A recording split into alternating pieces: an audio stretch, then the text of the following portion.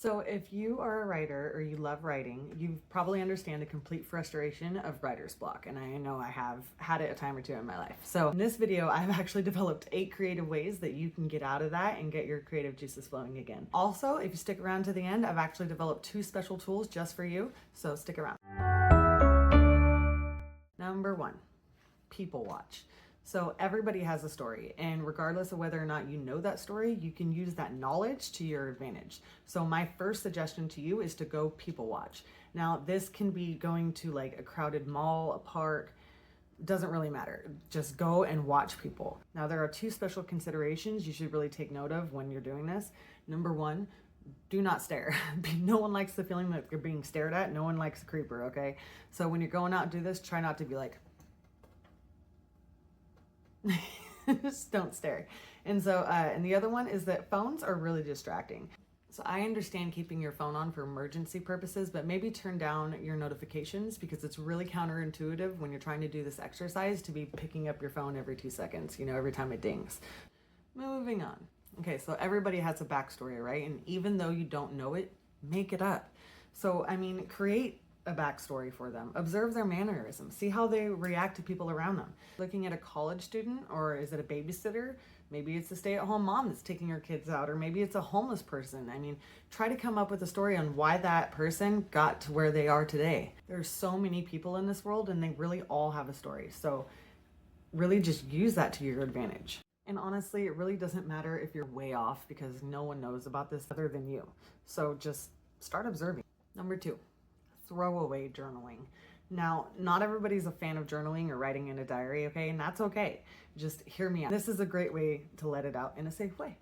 And I get you might have writer's block, right? So you're like, I don't even know what to write, but think about it. Is there anybody at work or home that's bugging you? Things just not going your way? How frustrating is it not being able to write? Is it disrupting your life? Is it inconveniencing you? Maybe you have a deadline that you're trying to get to, I understand. Maybe it's school. You have an essay or a research paper that you're supposed to write and you're just stuck.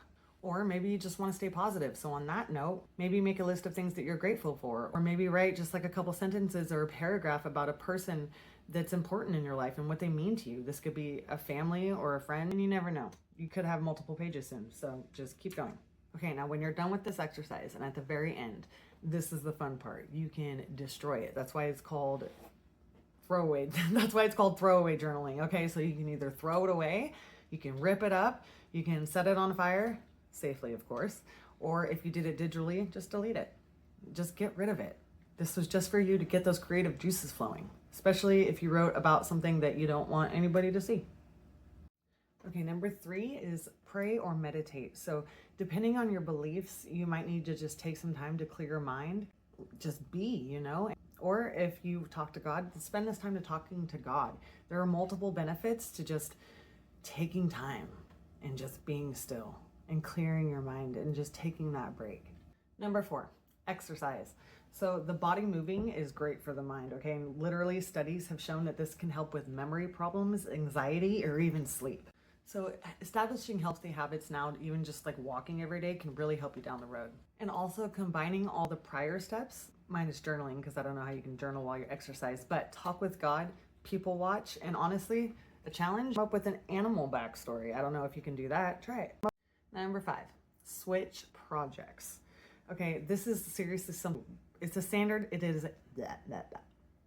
It's a standard suggestion that we give children when they start getting frustrated. There's actually science behind it. When we get so upset, our frontal lobe shuts off and we just run off pure emotion and not logic or reason anymore. So you're not even going to be able to see the project that you're doing clearly and be able to do what you want with it. So by taking that break and calming down and maybe doing some of the previous steps, it can help when you're really hyper focused and you're on one thing and you're not seeing the entire whole picture. You're taking that break and doing something different and then coming back can really help you get a fresh perspective. I guarantee that when you come back, something's gonna click. Number 6, writing prompts. So these can be really easy to find online, or you can even go to ChatGPT and ask for some writing prompts and it'll spit some out in just a couple seconds. You can also ask some friends or family, ask them to just write out a couple sentences, 1 to 2 sentences, something to get you started. And then just remember in this that the structure and the word count or the grammar is just really not important in this. You just start at the beginning and just write it. See if you can make it to a paragraph. My suggestion, honestly, to do this exercise is try this about 5 times from first to third person point of view. Be creative, be silly. Try to do something from an animal's perspective. I read this book once, I think it was called The Race of Life. So it was something about a race car, but it was about a dog's point of view. And it was one of the most creative books I've ever read. Number 7, free writing. The concept with this is simple, and just pick something random and write. Just don't overthink about it. It could be the fireplace, it could be the dog, it could be lights and why they're important for videoing. Some good ground rules for this are just to do it for about 10 minutes. Don't stop and don't edit your work. See what you come up with. You never know. Because the goal is to just get words on paper, even if it's not structured or there's grammar mistakes. It really doesn't matter. The goal is just to get your creative juices flowing again and get writing. Don't overthink. Hometown, first pet, favorite song, just write. Number 8, set small goals for yourself. Honestly, it could be really daunting when you're looking at the whole project and you might not even know where to start, but you can break it down into some simple steps and then do one at a time and it'll eventually be all complete. ChatGPT is actually a really great tool for that too, because you can tell it your struggles and it'll give you an outline. It's really cool. If maybe time management is your issue, make small time slots throughout the day, maybe 30 minutes, and work your way up. I know that everybody has busy lives and it's hard to prioritizing, but if your writing's important to you, give yourself some time to do it. Make it a priority. Other best advice is just to pick one and finish it. Don't stop halfway. Even if you don't know where to start, even if it looks too much, just pick one thing and finish it. You will feel much better at the end when you've accomplished it. And then you're on to the next thing. It's always much easier when you break things down into smaller things, because let's be honest, you cannot put a puzzle together when the pieces are all messed up or not cut right. So take your time with each individual piece and put it all back together when it's done. So I hope this helped in your writing journey. I know that I have actually used a few of these in a time or two.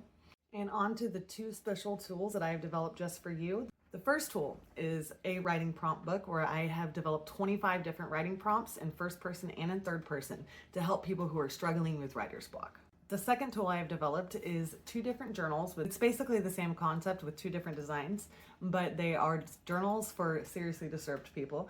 And you can tear it up, you can burn it, you can do whatever you want. It's a great way to do throwaway journaling. So let me know what you think and comment. Have you used any of these tips before? Which one worked best for you? And I hope you guys check out my books. Bye.